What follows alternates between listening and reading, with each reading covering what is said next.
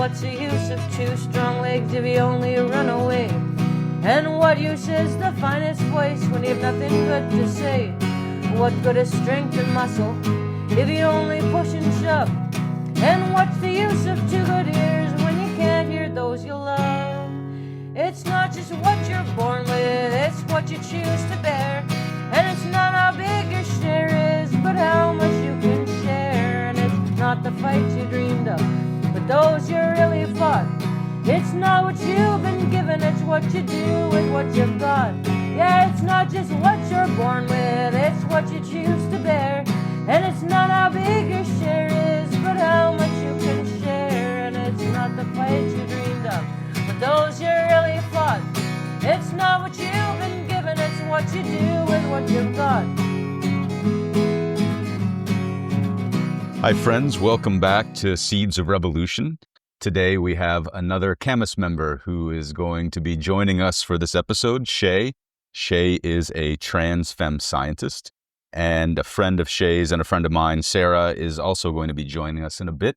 Sarah's also trans femme, and I asked Shay and Sarah to appear on Seeds of Revolution to talk about their experiences as trans people, their experiences transitioning. A little background for the conversation. You know, Shay and I and Sarah have been spending a lot of time together recently, and I feel like I'm becoming closer to both of them, and our evolving relationship has made me think about just how little I, as a cis man, really understand about being trans in Canada.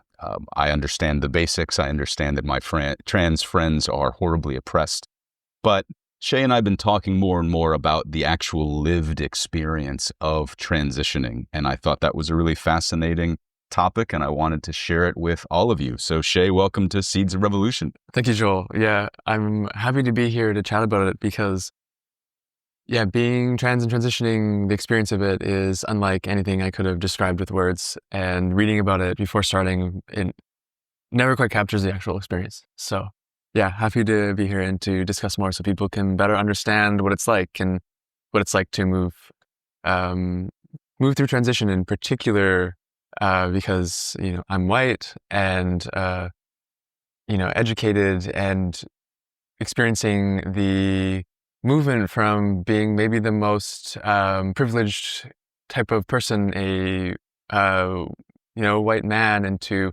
moving through into the experience of discrimination and oppression a little bit more, though I certainly still benefit from various privileges. But yeah, that experience is quite interesting, and I think it gives an interesting perspective on both, like, what it's like to be treated as a man and what it's like to be treated as a trans person, so outside of traditional gender norms.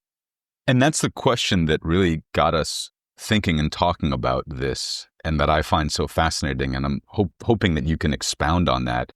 As you said, you know, your existence. So our friend Sarah just joined us. Sarah is a student at UVic. She works at the Student Center, and she's currently in her undergraduate studies. So Sarah, thanks for joining Seeds of Revolution. Thanks for having me around. I really appreciate the opportunity. You'll notice I'm not present in the actual intro because I have very poor time management, but I really appreciate being here anyhow. And you made the effort, and that's all. That's what's really important. Thanks. So what I was going to ask Shay, and I would love your input on this, Sarah, as well. And one of the main issues that really sparked this conversation was Shay and I were talking very briefly about what it's like, not just to transition, but especially to transition from a position of privilege as a cis white man, and now you are no longer a cis white man, and going from a position of being able to move through the world with some almost magical invisibility, where you belong in every space because you are a cis white man. And now, as a trans femme, that experience of belonging or not belonging must be radically different. And I'm just fascinated about what that transition, not in the medical sense or even the political sense, but that transition in the day-to-day experiential sense, what that's like. Yeah, I mean, it's It's a very interesting feeling because, like, on the one hand, I feel like kind of making the change from like being a cis, like transitioning male to female. The way I describe it, like, I was born a man, I didn't fuck with it, so I transitioned. That's not the language that everybody uses, but like personally, that's like how I like to talk about it. And going from like being a man, living as a man, like I do actually like it is noticeable how often in conversations in spaces my words will be valued less. I'll be talked over quite a bit more, and I have to either learn to pick my battles with that sort of thing, or to start speaking up quite a bit louder than I used to, because people used to like give me space for that sort of thing, right?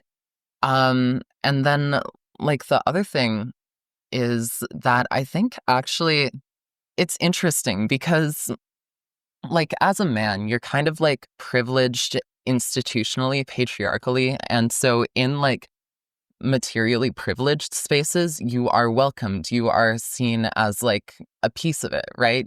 Almost automatically. You don't have to like kind of justify your own being there. But I think there's a lot of like counter patriarchal spaces that you kind of gain access to as a woman that you aren't super welcome in as a man, because you have that privilege and because you have all of these blind spots. And people say, I hear like trans men say that it's a lot harder to find community after transitioning. And I believe it when I hear that, because it's like, because of patriarchy and kind of that institutional like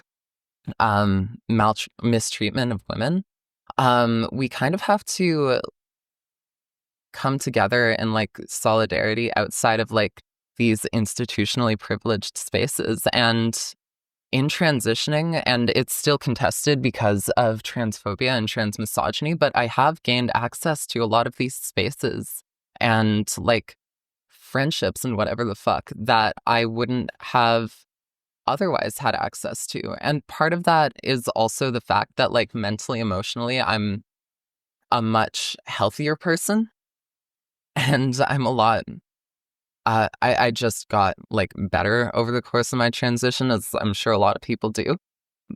But What do you mean you got better at what, or got better in what way? oh my God, I was mentally ill. I like, are you kidding? I think like people don't really talk about what it means to transition in terms of like the experience of transition, because it's so alien to a lot of cis people. But like fucking, I just like didn't like the way I looked or the way people treated me or the like spaces I was in. How long before you started transitioning were you feeling that discomfort? Oh God, it's not something that you can really point to a clear beginning to in my experience. At 12, I think I told my parents like I don't want to be a boy. I didn't have words for being trans at that point, and that's like kind of that's as an experience, that is kind of a I'm okay if you record this, by the way. I'm recording. I'm recording everything. Okay, yeah. We've been recording for 8 minutes. Good. As like it's just kind of like something I grew up with, and that's like kind of the stereotypical notion that people have about what it means to be queer is like, oh, I knew my entire life, and a lot of people don't experience that, but I like my entire life I remember like growing through my teen years, basically since I became conscious of gender in the way that I am now. I saw like getting on hormones and coming out as kind of this singular goal in my life that like I was constantly trying to work towards. And I did. Like at 15, at 14, I was like coming out again and like asking for hormones. And just because like the medical system treats trans kids as such a fucking they treat trans children like they have no autonomy. It's very frustrating, but that's another conversation. But because of the way that the medical system treats trans children, I had no access to hormone therapy or transition like very few people do before they're 18. And so I like just spent my teen years kind of like feeling like shit, feeling like I didn't really fit the person I was becoming. And like, it's dysphoria, right? It's gray. It doesn't feel good. I don't like I don't know. Yeah, it's kind of tough to explain that. That's like a whole I'm not a poet like that. I don't Oh, you're doing great. Shay, I'd love to hear your experience with the same sorts of questions and specifically how it feels. We were talking off mic. I mean, before you transitioned, you were a cis white man, but you also existed in these situations, in these cultures of extreme masculinity. You were talking about how you played American football for years before you transitioned, and I struggle to think of anything more stereotypically and traditionally cis masculine than that. And so I would love to hear about your experience transitioning from that station in life, that experience of power and privilege to now. Yeah, it's mirroring what Sarah had said. Back when I was younger, I had no language to describe the way that I had felt. All I had known was that there was something wrong with the way that I was, and that there was a certain shoe that I had to fit into that I kept trying to mold myself into. This, was something that I had to learn how to move and how to be, and that it's sort of trial and error. You learn what's socially accepted and you learn what isn't socially accepted. And through that social pressures, you figure out, okay, this is what I have to do in order to be accepted in these spaces. But in terms of existing in like traditionally masculine spaces, I think oftentimes we associate sports and, especially contact sports with masculinity exclusively, when I didn't view it as that way for me. I didn't exactly fit in these spaces. I wasn't exactly comfortable, or I didn't engage in all the rituals of masculinity and rituals of boyhood that other people did. I always felt a little bit alien in them, but I was good enough at the sports that I was accepted into them to a degree. And even so, I had to put on a specific way of being. But now I still do contact sports. I do martial arts, for example, and I don't view that as masculine. I view it as an expression of my femininity, actually. And being strong and feeling powerful and feeling embodied in myself is actually a feminine expression. So it was always odd for me to be in the spaces because I still felt, despite the fact that I was like accepted in them to a significant degree, but never really a part of it, that I always felt like I was there, but I wasn't. And I tried to fit in, but it didn't work. So I was doing my own thing within these spaces and enjoying more so enjoying the community despite feeling outside of it, and understanding my relationship to sport in a way that I enjoyed competition and I enjoyed being physical. So it was less so specifically about being masculine, but feeling strong and embodied and engaging in competition, which I really enjoyed. What is the delta between, for both of you, what is the delta between what you expected transitioning to be like and what it was actually like? Like what was the most unexpected part? It is maybe ongoing, the most unexpected part. Because I imagine when you thought about transitioning, you're very intelligent people, like you understood the cultural climate and the political climate. But there must have been some things that you weren't expecting that came out of left field. And I'm really curious what those were. Yeah, I mean, transitioning is beyond words. So it's really everything. I mean, I had spent years and years thinking about doing it and wondering if I was trans enough. I find that fascinating. What do you mean trans enough? Yeah, I feel like there's specific not stereotypes necessarily, but expectations On femininity, actually, I think it's a little bit of like misogyny baked into this process where I felt because I had participated in such things such as sports and because I liked them, I think I had taken in a little bit of misogyny. Like you didn't deserve to transition, That or I- you weren't feminine presenting enough to begin with. Yes, that Oh, I wow. wasn't like I wasn't like adequately feminine, or I wasn't adequately trans, and And the fascinating thing about that is adequately according to what? the patriarchy, probably. Yeah, exactly, according to the patriarchy. And then, so yeah, it was just sort of, I had seen trans people and I had, uh, just wished was like them more, if that makes sense. But it was just like, I wish I was like them more, but I'm not. So I guess not. And, which is so silly to think about because that was me wishing I could be a certain way, but then just declining it on myself on the basis of some like discrimination or some idea of femininity.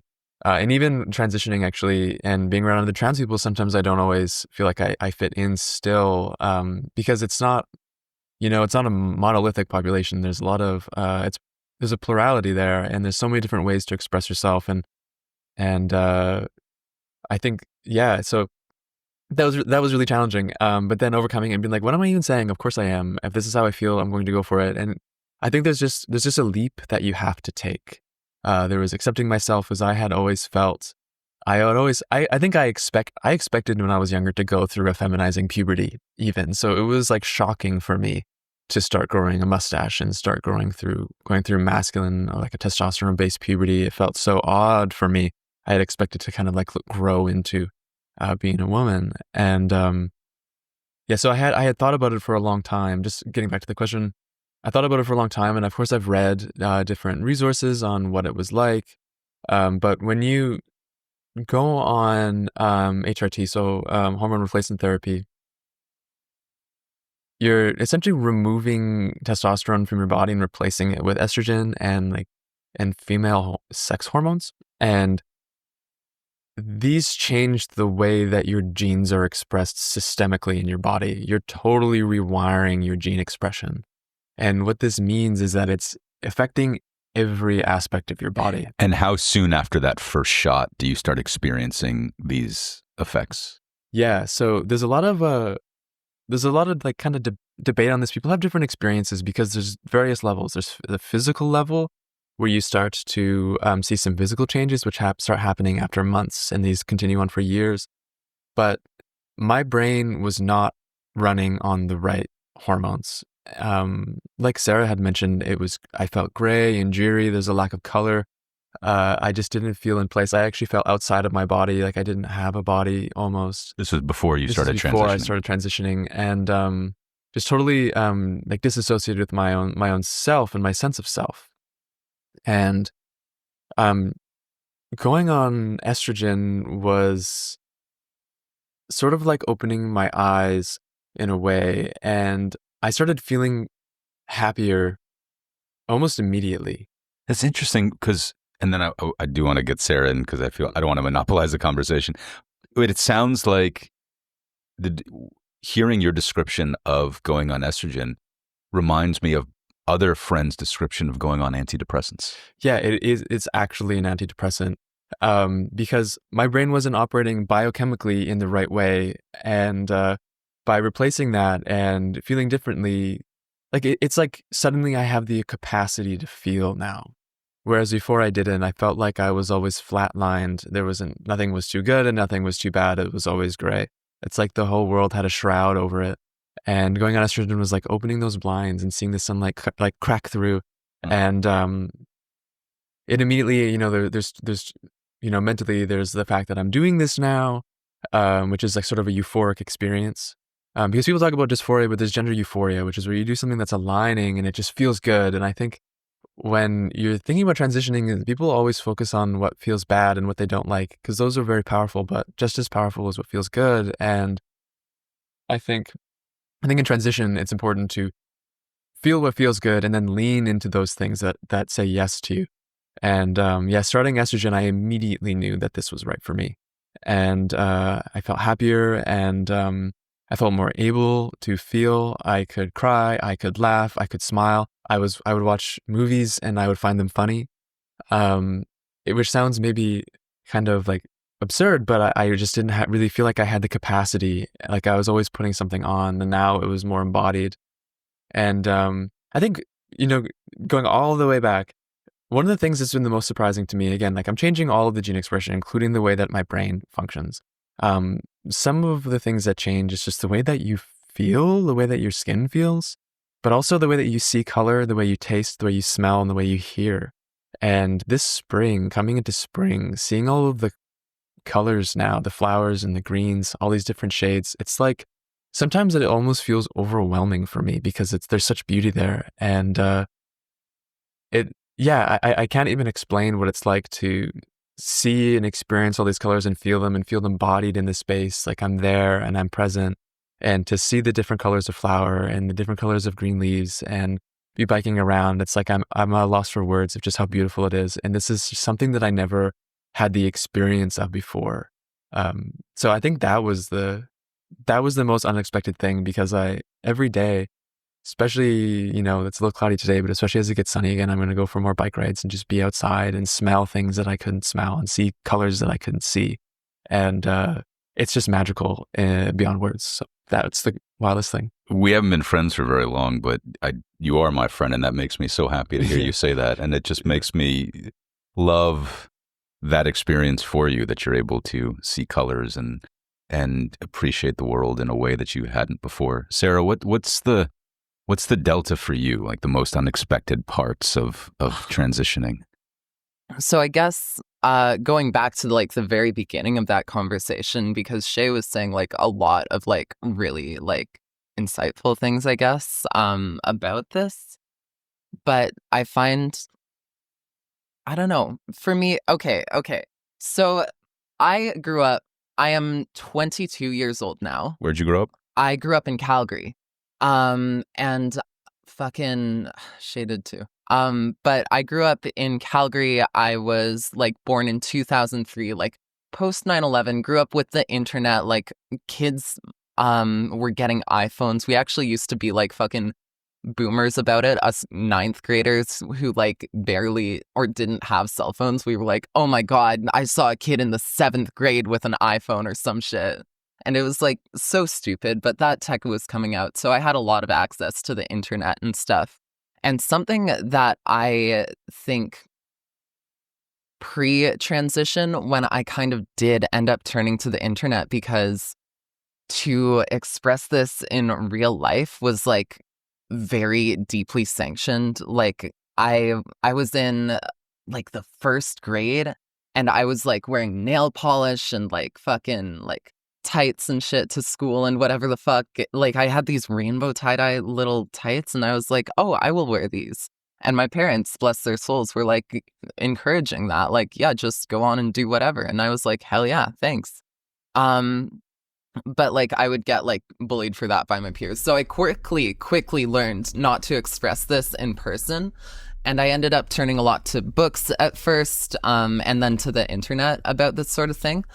And I think something about like the way that like being pre-transition and on the internet works breaks people's brains a little bit, because the way that people in those spaces started to relate to femininity was a very, very like idealized, and like as like a trans woman, you are socialized into masculinity. You are taught how to be a man, and femininity is like something that you're like forced out of, in some cases, like with violence, like either physical, verbal harassment, or like whatever the fuck, right? Like bullying. And so that was my experience. And so you're taught to view femininity from the outside. And how does society teach men to view women? Sexually.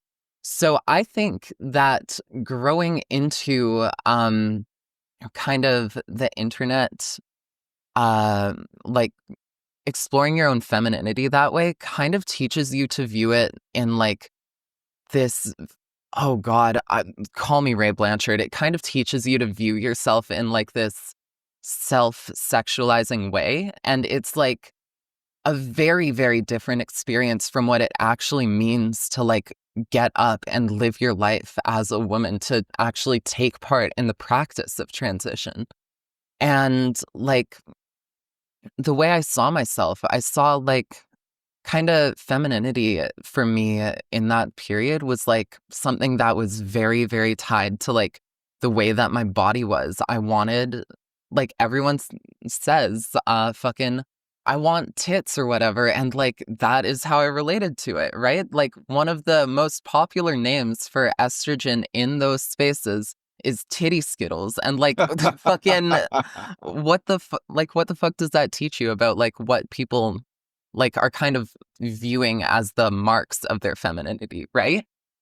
Do you think that prevents people who transition from having a more nuanced and genuine understanding of femininity? No, not at all. Not at all. I think that it's more like prior to transition, without like the practice of it, the practice of living in femininity, you start to get certain ideas of what it means to be feminine. And you just have to unlearn them a little bit. You have to learn like it's not just about like having a body that conforms to these like ideals of femininity. It's also about having, it's not just about being like a femboy and a bottom and like all that shit that like is like another way that people sexualize transition.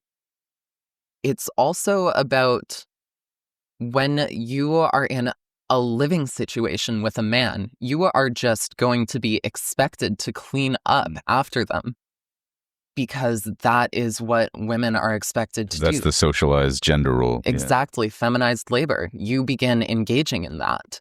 You begin working like care work, taking care of your friends a lot more. You kind of become therapized or a therapist to like a lot of your male friends who you used to kind of be on equal ground with. And that's interesting. So how have you reacted to that, to people now expecting you to assume these very, very stereotypically and oftentimes Feminine. negative feminine traits? Yeah. I mean, it's not comfortable. I don't think it's comfortable for anyone, cis or trans, you know? Like, fucking, who was it? Simone de Beauvoir was, like, talking about how women is not something you're born as. It's something you're made into by the world around you. You are pushed into the role of the second sex, right?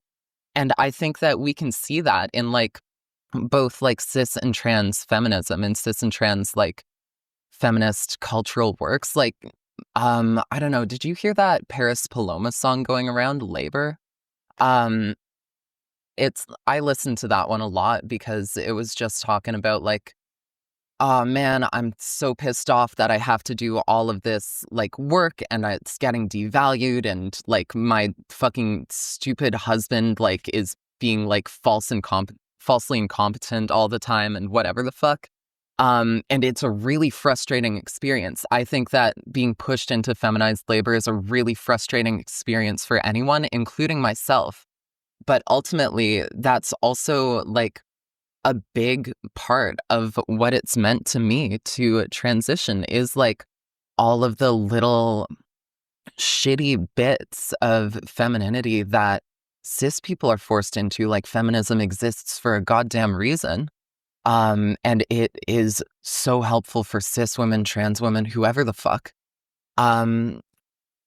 But like, I never really even realized how much I was benefiting from that as a man. I never really realized how much I was like relating to femininity in like this kind of like, with the male gaze and through the male gaze, right?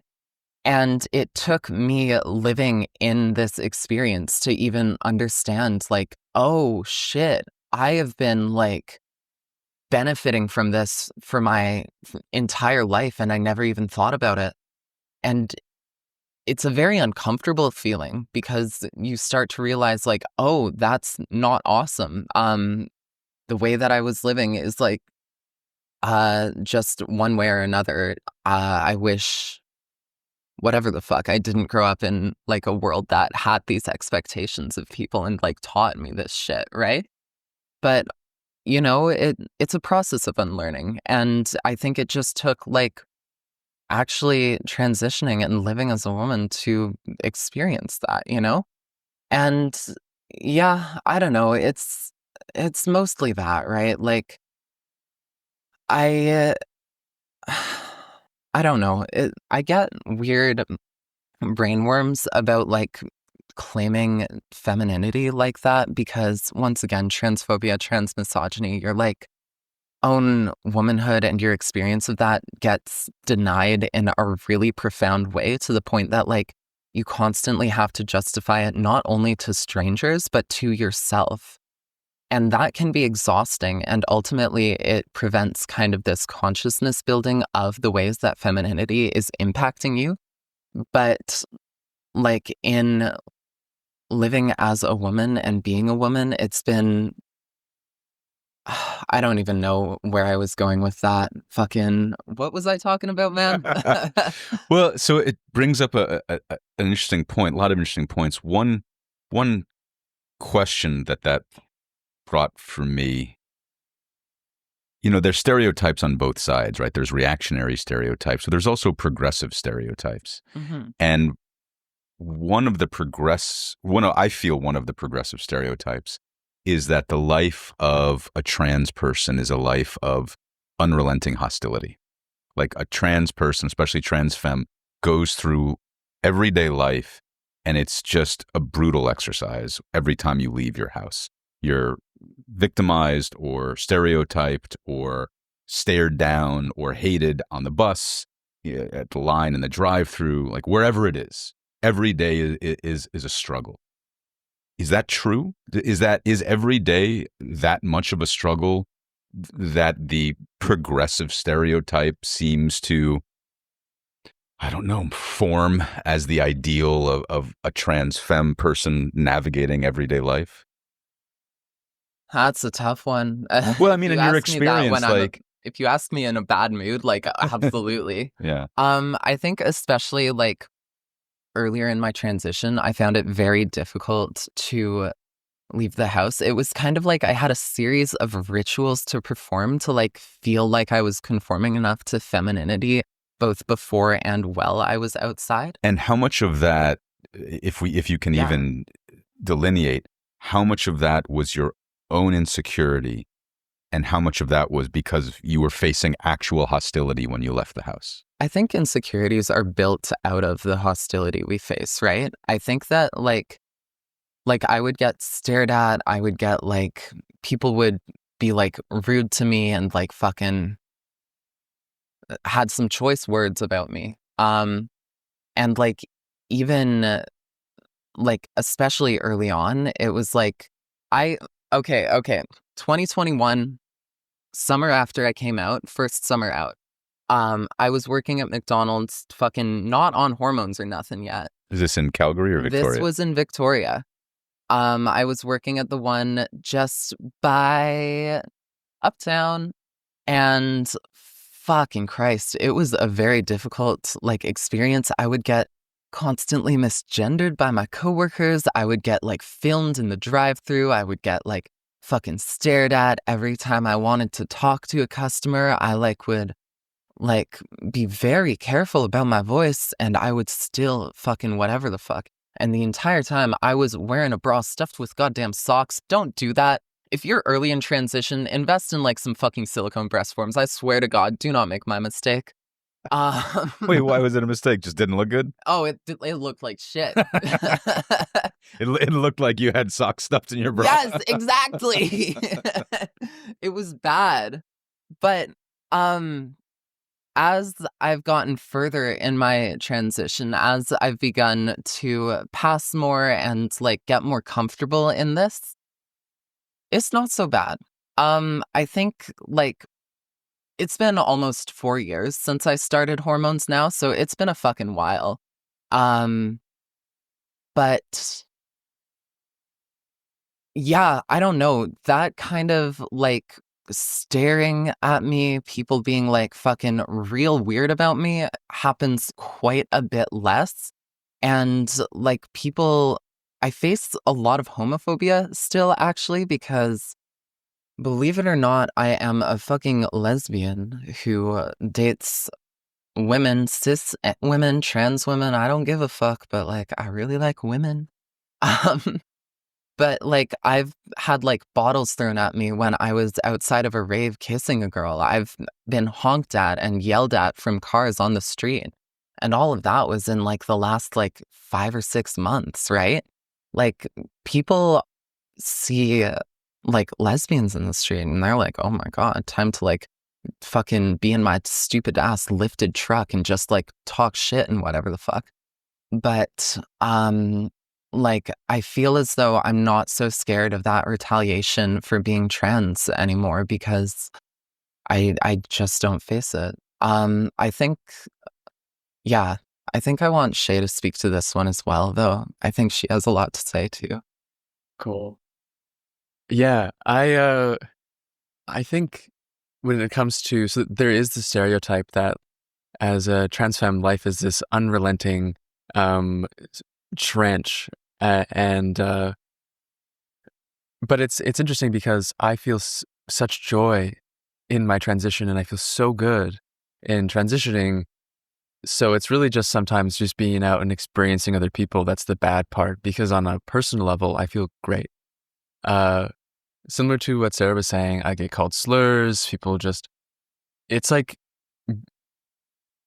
presenting as a man and in moving through the world, it was like you are a piece of the scenery that people expect to see you there. So You belong. You belong. Wherever you are, you belong. Yeah, wherever you are, you belong. It's like you're meant to be there. And so when you break that, especially when you have a sort of a lot of masculine features still, especially early on in transition, and you're just like dressing feminine, people really look at you. And then even so now, I feel people, or I see them like really look up and down me, or some people won't look at me at all, or they'll sort of skirt their eyes. Other people will call me slurs. I think in general, people just don't really know how to handle me. They don't really know what to do, and it makes them uncomfortable. And that's interesting because on one hand, it's really annoying, just be normal. But on the other hand, it feels like a position of power on my end because I'm not uncomfortable with you. So that's certainly really odd. And I think, I'm also an artist, and I also think there's just an expectation in my art that I should be miserable. And there's an expectation that I should just present my misery for other people to gawk at so they can understand how horrible it is and this travesty that I go through. But the reality is that I am so happy, and I love spending time around other queers and other people who get it. And there's just such a magic and such joy there that was absent from my life previously. So yeah, sometimes it's harder, but overall it's just so worth it. Like, it's so worth it.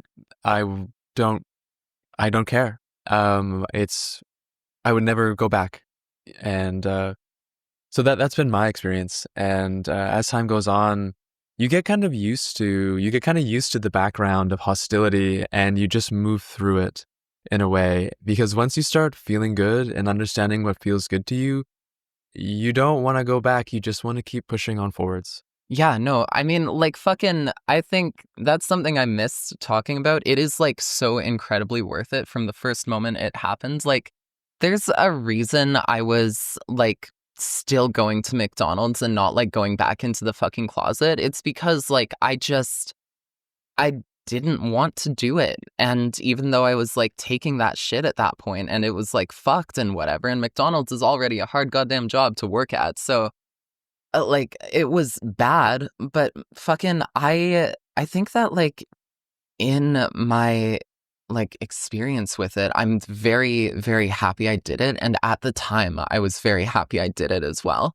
And so, yeah, it may be hard, but, like, I wanted to leave the house more after transitioning because it just, like, sucked way less to, like, leave the house and, like, express, like, femininity in a way that, like, I wanted to, even though motherfuckers were like, oh, you're like shitty or whatever for this. I didn't care. Well, I did, but it was, I really wanted to do it, and it felt good. There was a moment during Trans Fight Club, which we'll talk about in a second, But there was a moment during Trans Fight Club. I don't know if you remember this moment, but I remember it very distinctly. And you, Sarah, we were talking about being trans, and I don't know what you were thinking about, but I was asking you a question about being trans, and you clearly thought of some experience because your response was, "Oh, it is so fucking good." And you were thinking about, I don't remember what you were thinking. I don't know what you're thinking about. I don't know if you remember what you're thinking about, but you were clearly thinking of something that made you so incredibly happy as a trans woman. And I'm wondering, number one, do you remember that moment? Because stands out very clearly to me. And number two, share what that was about or not. It's entirely up to you. But sort of the converse of my last question is, I'd love for you to talk about the joys of being trans, because so much of what we focus on is sort of like that last question, the pain and the prejudice. But in that moment, what I saw was a person experiencing just almost a rapturous joy. And that made me happy for you, and we don't even know each other that well.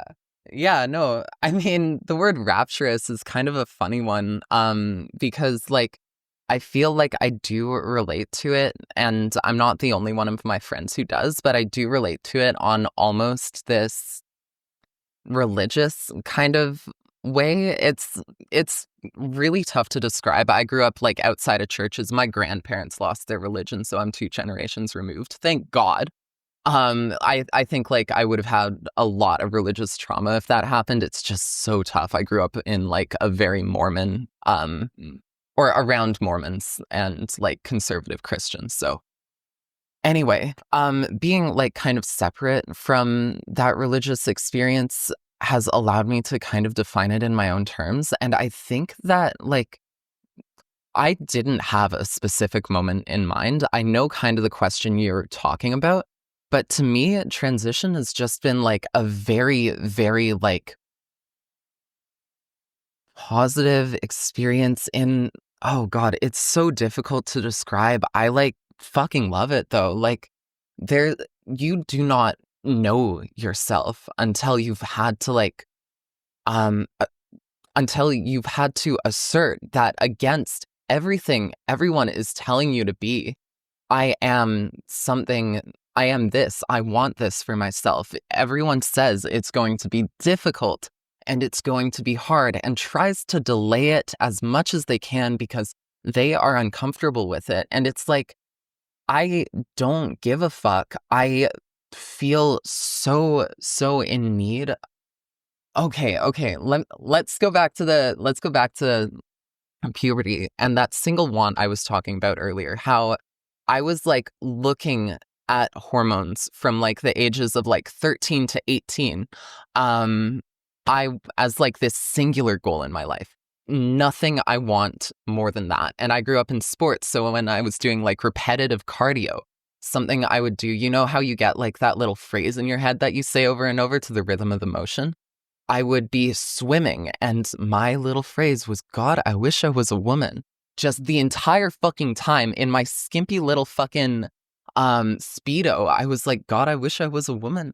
And that was like a very, very like singular thing for me. What's your phrase now? Oh, I don't know. What would it be? I don't think I have one anymore. I'm just kind of in tune with myself, which is kind of nice. But like, again, like for your entire life, you want this thing, you feel this thing, and you just cannot get it, even though you're really fucking trying. Eventually, I started to like doubt that it would like do nearly so much for me as it has. I started to be like, oh, even I don't know that estrogen will like change my body in the way that like I want it to. I have to learn to accept my body as it is, and I have to learn to like love myself as I am, because I was afraid that it would not be right for me. But for me, like from the very first moment that I got on hormones, like Shay was saying, it's like a puzzle piece clicked into place. Everything felt right. And from then on, it's just been like the person I always dreamed that I was hoping to be is like the person that I get to like try and live up to, right? The person that I get to like try and live out. it's just so right. And when you know what it's like to be living in kind of the ways that it's like wrong, you don't you learn to appreciate just how much like um there is. Oh, fuck, man. Fuck. I'm not a poet. You're doing great. Why do you think we see so few descriptions of what you and Sarah are talking about when you speak on the joys of transitioning? You were talking about, the smells smell better, Yeah. and the grass looks greener, and the world is more beautiful. And Sarah is talking about, how it feels to finally get the hormones that she was chanting to herself. We don't see those depictions in popular culture. I'm sure those depictions exist on, Twitter, trans Twitter, trans YouTube, but you certainly don't see them in popular culture. Is that just due to anti-trans bias? Is it really that simple? I think it has somewhat to do with people. I think cis people really want to see that suffering. I think that a lot of the things that we see about trans representation is representation created by and for cis people. And that's what they want to see, and that's how they imagine it. Why is that what they want to see? It's like people watching reality TV shows where someone goes through some sort of transition. Like You're watching for the car crash. You're watching for the car crash. There's sort of, it's an intense experience, and it's something to them that seems extreme and alien. And there's a certain amount of intensity there for them that they can live through in some sort of vicarious way and imagine. And oh, wouldn't that be crazy? And they want to see that, but yeah. And then it makes you think it's going to be hard. But like Sarah was saying, it's so fucking good. Every moment is so fucking good, and in an undescribable way. So I think it's cis people creating media for cis people and imagining this experience and obsessing over the transition. Like everybody wants to see the transition pic, and everybody wants to know. I'm gonna ask a how really hard it stupid is. question. Yeah. Question: what is a transition pic? Oh, like a picture of like pre-transition, post-transition, because people want to see. Like, it's like people want to see the transition, and like look at you when you like before you transition. Oh my God, was that you? And like really focus on that, and it actually kind of, it's belittling, it's condescending, and it's like them still imagining you in that way because you've crossed some boundary you're not supposed to cross, and like it medicalizes it. Like, look at what medicine can do now, and it totally like removes the person from it. So I think a lot of the reason why we see this representation is because it's not really about the person. It's about like almost dehumanizing them and taking this experience and as something that's extreme and represented so harshly in media, and using that as almost like a plot point for shock factor or something. So that would be my take. And then there is a lot of harsh experiences. So a lot of people, when they want to communicate the experience of transitioning, they want to evoke extreme emotion. And so you get a lean towards more like abrasive material. But for my own performance, I try to do the exact opposite, which is embody that incredible amount of joy. And I want to bring that out and share that with people so that they can understand it in a different way. And there's some really great artists that are doing that. But I also think there's just, as we get with discrimination, there's just sort of an erasure of trans voices so that these cis voices come to dominate them. It's not that these stories and these experiences don't exist. It's that they're not being picked up and they're not being disseminated because they're being dominated by the cis representation, because that ultimately is what people want to see. So I think it's just a mixture of, it is a hard experience, but there is so much joyful material, art, and expression and people's experiences, but they look to seeing the worst of it because that's kind of what they want to see. They want to see squirm, I think.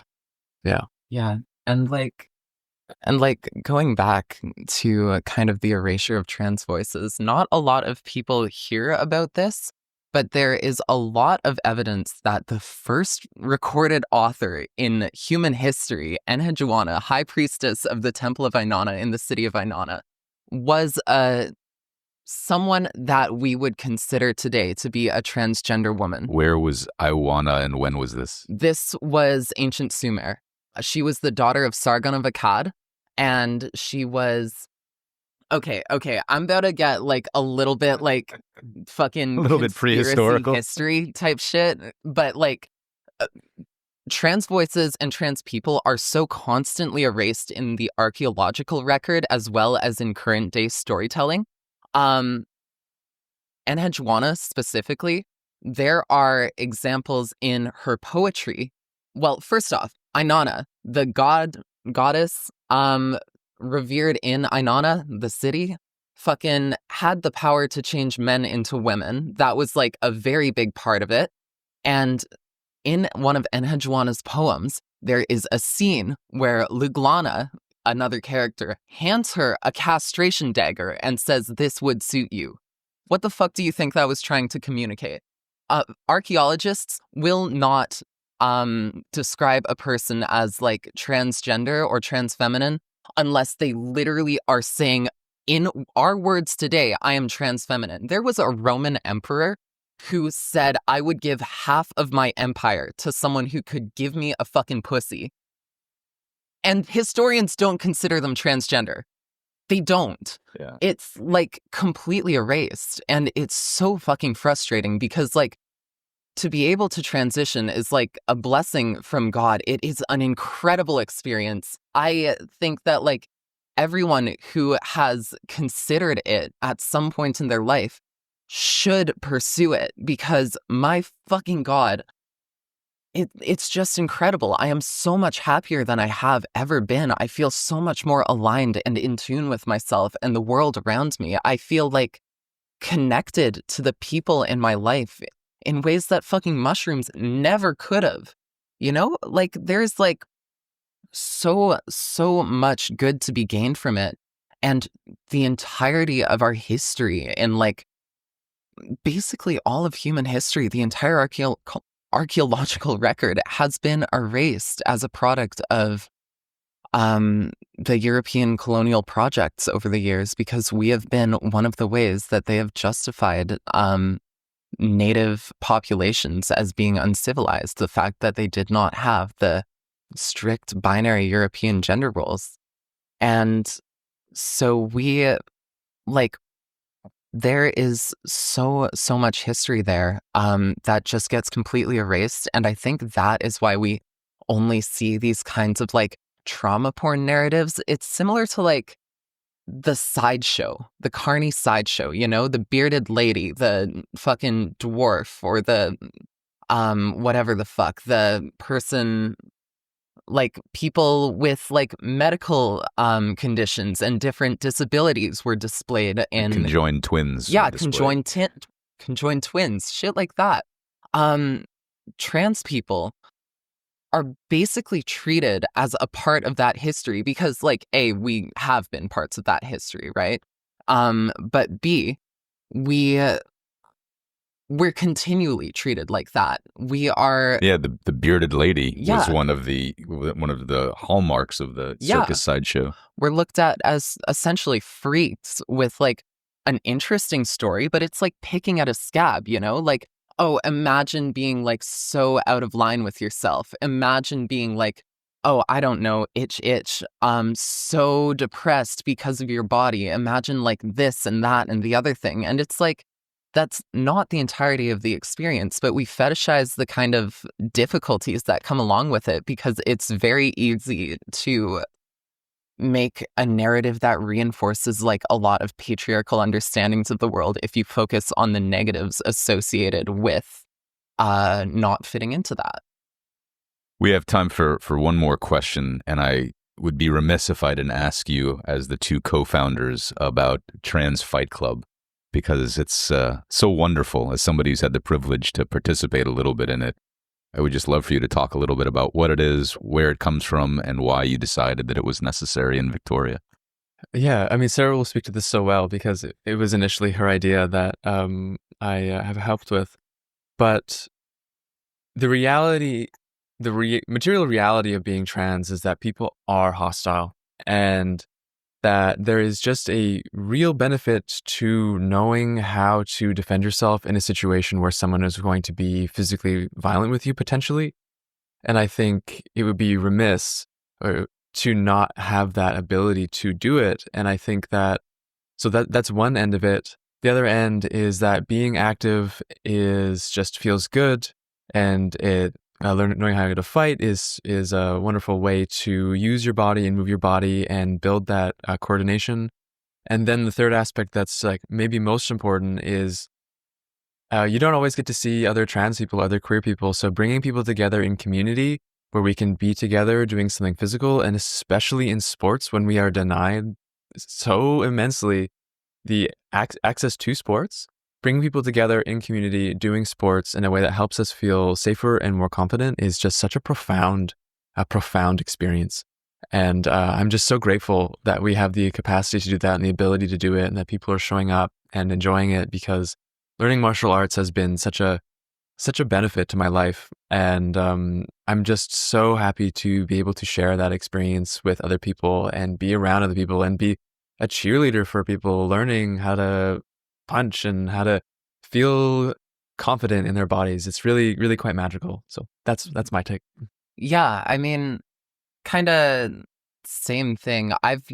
So there's this group down in the States called the Traction Project, and I've been like a big fan of their work for like a long time. They're this organization that does self-defense training for and by specifically trans women and trans feminine people. And like the work they do is very much focused on like the realities of what it means to like be in a conflict situation, what skills will help you like not only defend yourself, but like keep yourself out of situations where like the need to defend yourself will become a reality. And like also like it focuses on situations that we wouldn't stereotypically think of self-defense, such as like trans women are very often forced into sex work because nobody fucking hires us, because to be a trans woman is generally to be seen and considered as unprofessional. And I've had my own extremely frustrating experiences with that at the student union that I've worked at, but that's another story. But I think that like again, it's got like some self-defense situations for sex work. It uses modified Brazilian jiu-jitsu techniques to help maintain control of situations that like otherwise could like I don't know, it's just like gentle application of grappling. I don't know BJJ, I can't comment on that anymore. But I have been following them for multiple years now, and it's something that I've always like wanted to do. And since like I've been fighting in this city, it's been something that I've been like hoping to bring about in this city, because motherfucker, like Shay was saying, we need it, right? So what is it? What is it? Tell us what Trans Fight Club is. What have you two brought about in the city? Okay. So, well, fucking, what have you brought about in this city? No, what have you two brought about in the city? Okay, it's a project between the three of us, where we just kind of, I don't know, reach out to our networks and say like, hey, we're opening up this gym. We're going to teach like some fighting classes. There's going to be boxing. There's going to be Muay Thai. And if you want to come and do some martial arts for a couple hours, it's going on every other Sunday at Victoria Martial Arts. 5 to 7. 5 to 7 p.m. But this is like, as a project, it's just like bringing people into a space. It's very beginner friendly. It's very beginner focused, actually, because I am not personally like an incredible teacher when it comes to this sort of thing. But I think, beg to differ. Oh, thank you. But like, yeah, it just, I don't know. It's just like a space opened up for people to come and do martial arts. I find like doing physical activity is like incredible for my mental health, right? Like otherwise I'm just not, I don't know, able to emotionally regulate myself, you know? I kind of go a little crazy. And so I think that like having a space like that where it's specifically focused on trans and queer people, because again, we're pushed the fuck out of sports. Like Can I talk about that for a second? Sure. The literal president of a country with 300 million people, the global fucking hegemons of this world, the United States of America, signed an executive order to push trans women out of sports. You know how many trans women are in, or trans athletes are in the NCAA, the like college sports division, which is like the only competitive division where this is ever going to like matter. There are 12 of us out of like 500,000 athletes. And on top of that, the International Olympic Committee just recently published a report on like trans athletes, trans women in specific. And it found that because of the way that hormone therapy works in suppressing our testosterone and raising our estrogen levels, we actually have lower testosterone than cis women that we compete with. And you know what? Fucking anything else, any of the other biological advantage claims that people make are unfounded. As per that International Olympic Committee report, we compete at a biological disadvantage. But because being a trans person is so stigmatized, and because trans people generally are not allowed to be parts of the cultural conversations that we contribute to, we are pushed out of our successes as athletes, right? People will compete against us just fine, but once they lose to us, very often that is when our transness becomes a problem, because we don't compete at like this fucking biologically enhanced level, you know? Fucking I work for this shit. I was gonna say, you got some guns, Sarah. I got some fucking guns. No, but like, you know, I was fucking scrawny for years. These are a new development. These are estrogenized, I swear to God. But like, yeah, even then, motherfuckers are like, I don't know, thinking I'm like some kind of superhuman. I'm like 5'11", I'm 160 pounds. I'm not going to beat your ass if you're like 300, 6'4", and all muscle. Like, fuck that. Fuck that. I'm just like trying to have a good time out here, but I'm turned into like this fucking monster that's gonna like do domestic brutality to women. You want to talk about domestic brutality? Look at the police force. I'm sorry.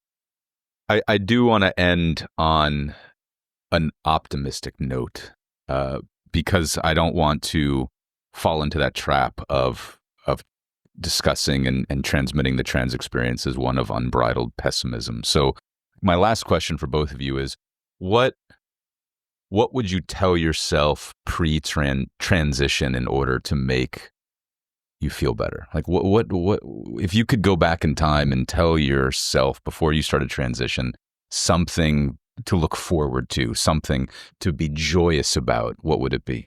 Yeah, actually, this calls back to like something that I've been, just like a moment in my life. I was like 13 or 14. I was falling asleep, and like I had like kind of half dream, half daydream about like a young woman coming to my bed and just like fucking sitting on it and like being like, it's gonna be okay, man. Like, we're gonna get out there. We're gonna get on hormones. Just like do your thing. Fucking. And like, I don't know. I kind of just knew that like what I was imagining was like myself at like 19, 20, 21. And then I like kind of became that person, right? It does get better, and it's an incredible experience. Hormones do so much for you. Fucking, and like just living as like the person you want to be is such an incredible blessing. Like, pursue it. If you've ever considered hormones, if you've ever considered playing with your gender, every day that you spend like worrying about what other people think and what other people will like say about it is a day that you spend like not living the life that like you could be. And it's really a fucking gift to be able to transition, to know yourself, and to live this kind of a life. That's beautiful. Thank you for sharing. Yeah, of course. Yeah, like what else can I add to that? I would say, just do it. Go for it. You have no idea how much better life can be. I truly think that, as we had mentioned previously in the conversation, that to transition is to manifest your own power. And to do that in spite of everything saying that you cannot, and the hostilities, is such an expression of self-fulfillment and self-actualization. There's such power to it. So I'd say just do it. You just don't have any idea how good life can be, how beautiful things can be, all the ways that you can feel. And it's so, so worth it. So like Sarah was saying, if anybody's considering playing with their gender or considering hormones, it's so, so, so worthwhile. I think everybody, cis or trans, should explore their gender. There's such joy in that, and breaking free of these binds that we put on ourselves, even if we don't necessarily see them or understand them. Once you start playing with it, just start to play and then follow what feels good, because that's you telling yourself and feeling what's right for you.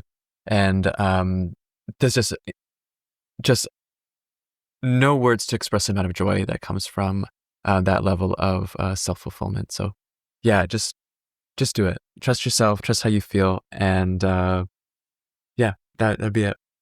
Well, Shay and Sarah, this was wonderful. Thank you so much for the time, and thank you for sharing your Thanks, thoughts Joel. and your experiences. I appreciate the opportunity. I love when I get the chance to just talk my shit. I appreciate the opportunity to hear you talk shit, Sarah. Oh.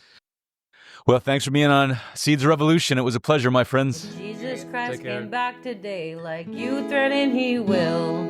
Which poor group of people do you think that he would kill? And who would Jesus choose to starve if you gave him the chance? And if there was a genocide, would he take a neutral stance? Who would Jesus bomb? Tell me, who would Jesus bomb? Would it be kids in Palestine, or how about Vietnam? Or would Jesus bomb the atheists, the Muslims, or the Jews?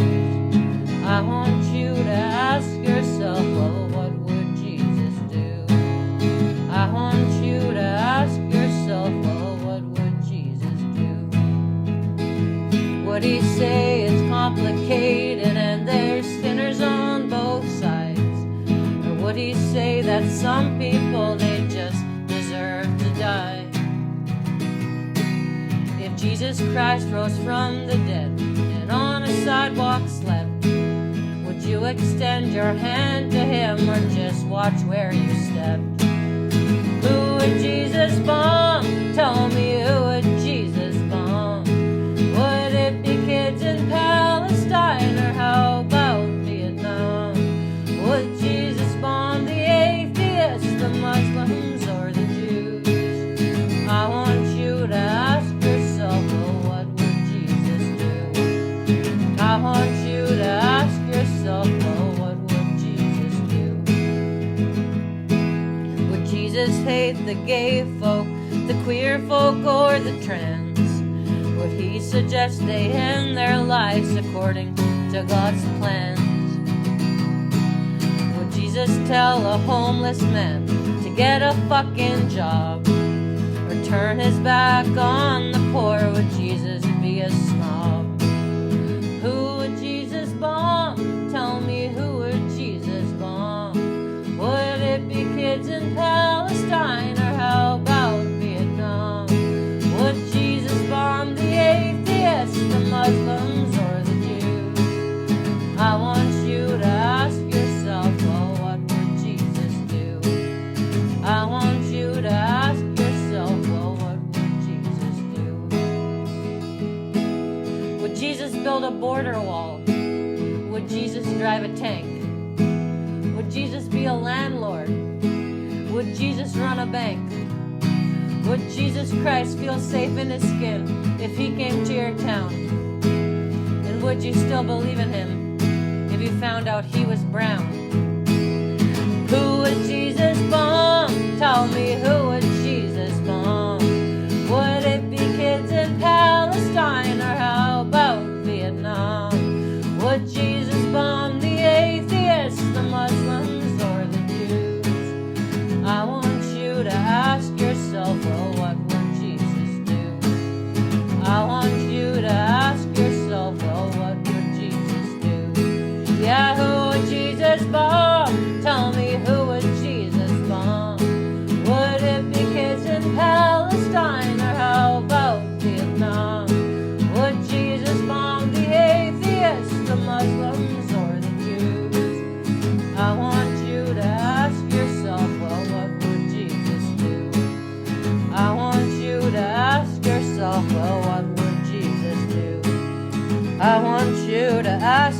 yourself. Well,